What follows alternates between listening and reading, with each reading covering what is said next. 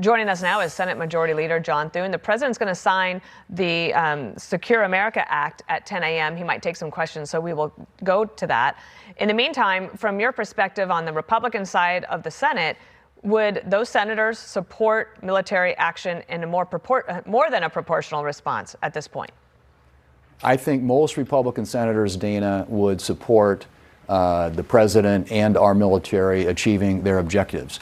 And I don't have as the kind of visibility into some of the things there that the war planners do, but I think most Republican senators, at least, believe we need to finish the job and want to support the president to ensure that that gets done. Now, if he can negotiate a deal that is acceptable, that's obviously one way of reaching an outcome. If it's necessary to use additional force to achieve that outcome, I certainly am supportive of that, because I think that we need to ensure that he finishes the job, and that job is to make certain that Iran never possesses or has a nuclear capability. Okay, and then FISA, that is the Foreign Intelligence Surveillance Act. I'm well familiar with it. I know you are too.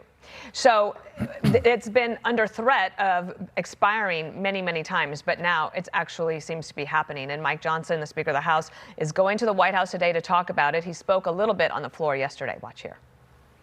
You cannot play politics with the security of the American people. I am praying that they come to their senses and that the Senate can work this out and we move forward and we do not let this critical national security tool expire. So apparently one of the Democrats' big issues is that the acting director of national intelligence right now is Bill Pulte. Do you think the president should pull him?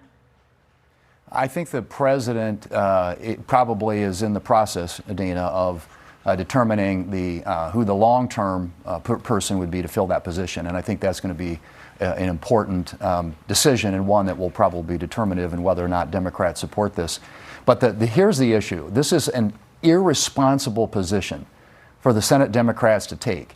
The 702 program. First off, you had, it was the, air control issues. Then it was the border security issues, sanctuary cities. This is a party of defund the police, open borders, sanctuary cities, and now shutting down one of the most important tools we have to keep people in this country safe. And this thing goes dark at midnight on Friday.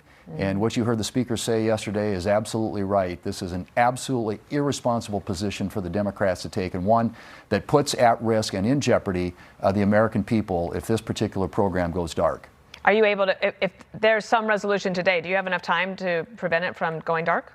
It'd be hard. I mean, the Senate, the procedure on the floor, but if we could get cooperation, yes. I mean, obviously it requires cooperation, but that is the goal, and hopefully the Democrats will come to their senses, because this is, you cannot take these risks. Especially as the World Cup gets underway.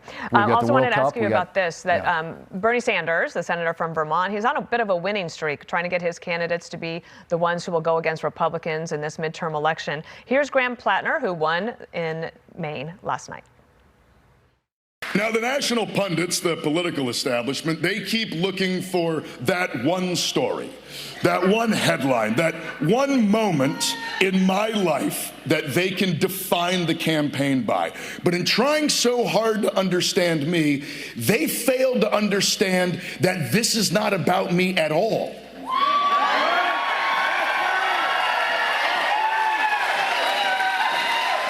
This is a movement about us. Susan Collins won her race 6 years ago by 9 points. Do you think she can as easily dispatch with Graham Plattner? I do, and I think, Dana, what you just heard, I mean, this is the Democrat Party is defending a misogynist Nazi as their candidate in the Maine Senate election. It is pretty stunning, really, if you think about it, to hear people get up there and defend this person's actions. And yes, it is about him, this election, because if he comes United States Senate, it's going to be about the United States Senate and the future of this country. And what the Democrats insist on doing is continue to nominate people who are so far left. I mean, this party has moved so far left to where the American people are that it's hard even to find a reasonable Democrat to deal with on any issue these days. And I think that's ultimately what this is going to come down to. It's a contrast. It is about differences. And the American people and the people of Maine are going to have a choice on who they elect in these various Senate races around the country and who they want to lead this country. And in my view, at least, the Democrat Party, in many cases, you can take this one, you can take the one in Texas, these are far left candidates, which is why Bernie Sanders is out there endorsing them. There isn't a moderate wing anymore in the Democrat Party. All right, well, we'll see. We're just a few months away from that midterm. And we thank you for coming on. Hope to see you again soon. Sounds good. Thanks, Dana. Thank you.